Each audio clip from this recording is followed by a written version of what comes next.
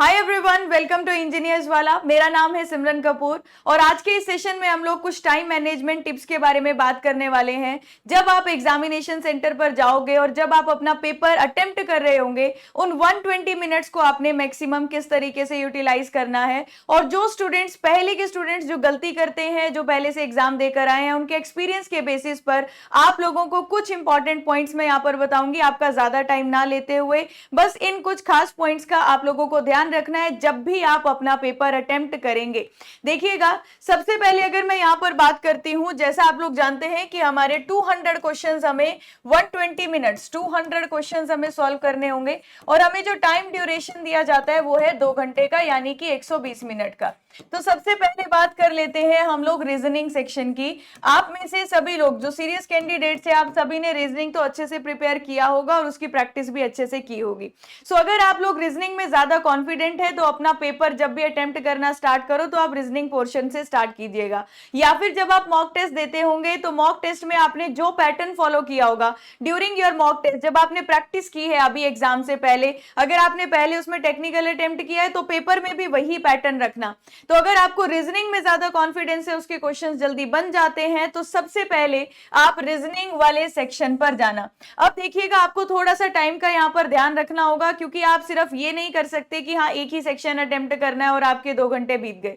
आप लोगों को इस बात का भी ध्यान रखना है कि maximum number of questions attempt होने चाहिए। तो आप अपने सबसे पहले के 45 मिनट फिक्स कर लीजिएगा कि आप रीजनिंग को अटेम्प्ट करने वाले हो। तो रीजनिंग के आप 45 मिनट्स ले सकते हो और उसमें भी अगर आपको कोई लगता है कि यार क्वेश्चन में टाइम लग रहा है, पढ़ने में ज्यादा टाइम लग जाएगा, तो आप उसको मार्क फॉर रिव्यू छोड़ सकते हो बाद के लिए।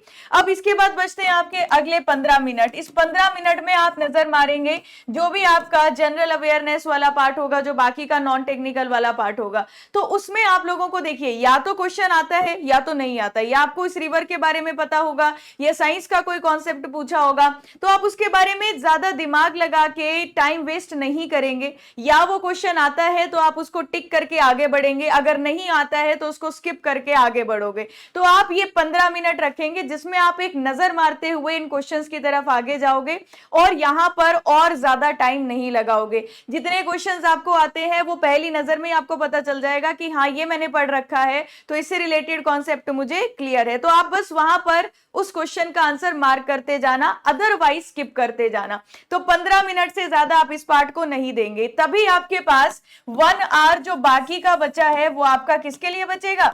1 आवर आपका कम से कम आपके पास टेक्निकल पार्ट के लिए होना चाहिए, क्योंकि टेक्निकल में आपने सबने बहुत अच्छी तैयारी की होती है और आपको पता भी होता है कि हाँ मैक्सिमम वेटेज वाले सब्जेक्ट्स ये हैं, उनको अच्छे से प्रिपेयर किया होगा, उनके क्वेश्चंस प्रैक्टिस किए होंगे, उनको प्रीवियस ईयर क्वेश्चंस लगाए होंगे। तो अब आपको एग्जाम में भी तो उन्हें अटेम्प्ट करना है, तो 1 आवर आपको कम से कम टेक्निकल के लिए बचाकर रखना है। अब टेक्निकल को भी हम 2 तरीके से बांटेंगे।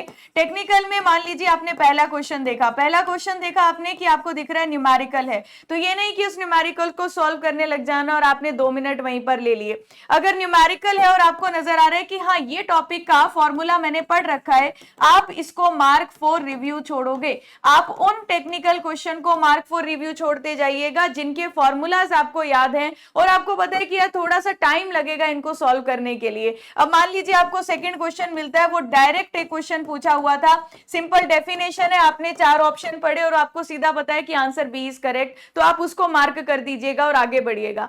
तो सबसे पहले आपको टेक्निकल में जब भी क्वेश्चन नंबर 1 से स्टार्ट करना है, तो आप सबसे पहले वो क्वेश्चन अटेम्प्ट करना जो बिल्कुल डायरेक्ट है। डेफिनेशन पूछी है, हमने आंसर कर दिया। स्टेटमेंट पूछी है, डायरेक्ट किसी कॉन्सेप्ट पर बेस है, आपने आंसर कर दिया। अब जब आप 1 से 100 तक इसी फ्लो में सारे क्वेश्चंस देख लोगे, जो सीधे क्वेश्चन है, जो बिल्कुल डायरेक्ट क्वेश्चन है, इजी लेवल क्वेश्चन है और जिसमें आपको 100% श्योरिटी है कि ये सही होगा, आपने सबसे पहले वो वाले क्वेश्चंस अटेम्प्ट करने हैं।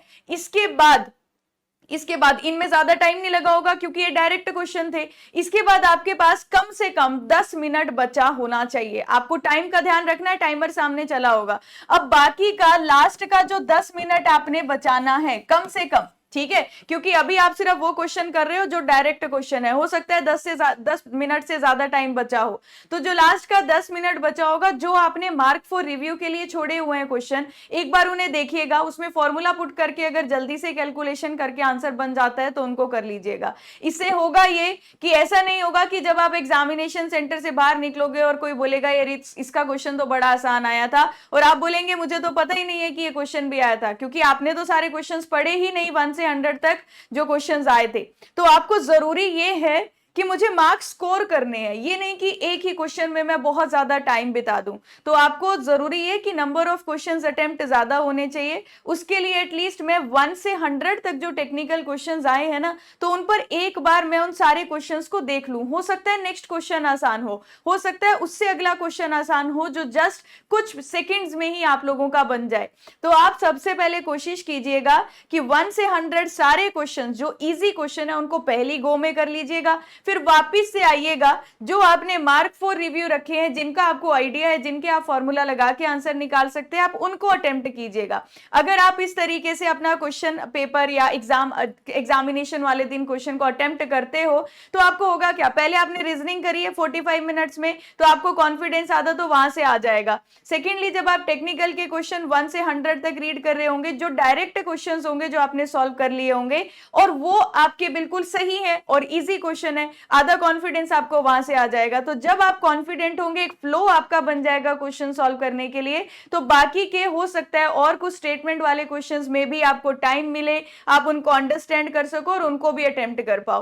तो इस तरीके से आपको अपना थोड़ा सा टाइम बचाना है। और जो बाकी का नॉन टेक्निकल वाला पार्ट है, अगर आपको आता है तो उसको सही मार्क कीजिएगा, अगर नहीं आता है तो आपको आगे बढ़ना होगा। इसी तरीके से आपको अपने टाइम को मैनेज करना होगा, क्योंकि सिर्फ एक ही सेक्शन को अटेम्प्ट करके आपका पेपर जो है वो नहीं क्वालिफाई हो सकता। तो टाइम का पूरा अच्छे से सब लोग ध्यान रखिएगा, और जरूर 1 से 100 जितने क्वेश्चन है, ऐसा नहीं होना चाहिए कि कोई क्वेश्चन पढ़ने का टाइम नहीं मिला। आप एक बार पूरे क्वेश्चन जितने आए हैं वो सारे देखेंगे, न्यूमेरिकल पर ज्यादा टाइम वेस्ट नहीं करेंगे, जो लेंथी क्वेश्चन लग रहे हैं जिसमें स्टेटमेंट बहुत सारी है उनको भी मार्क फॉर रिव्यू के लिए छोड़ेंगे, और अच्छे से एग्जामिनेशन हॉल वाले दिन आप लोग कॉन्फिडेंट होकर जाइएगा और अच्छे से अपना एग्जाम दीजिएगा। बस कोशिश करना छोटी मोटी गलतियां जो आप मॉक टेस्ट में करते थे वो फिर से यहाँ पर रिपीट ना हो, क्योंकि मॉक टेस्ट में आपने वो सारी चीजें सीखी होंगी जहां आपकी मिस्टेक्स होती हैं, जो आपकी कॉमन मिस्टेक हो रही है, चाहे वो न्यूमेरिकल्स करने में, चाहे वो किसी कॉन्सेप्ट में, तो वो दिमाग में सब ध्यान रखनी है। जहां गलती होती है उस गलती को फिर से एग्जाम में रिपीट नहीं करना है। चलिए अब हम मिलेंगे अपने एग्जाम के एनालिसिस वाले दिन और देखते हैं कि हाँ हमारा इस बार का एसएससी जेईई का एग्जाम किस तरीके का आया है, किस तरीके के क्वेश्चंस आए हैं। उसका लाइव एनालिसिस आपको इंजीनियर्स वाला चैनल पर देखने को मिलेगा। तो आज के सेशन को यहीं पर एंड करती हूं, और आप सभी को ऑल द वेरी बेस्ट, आप सभी के इस एसएससी जेईई एग्जाम के लिए। Thank you so much.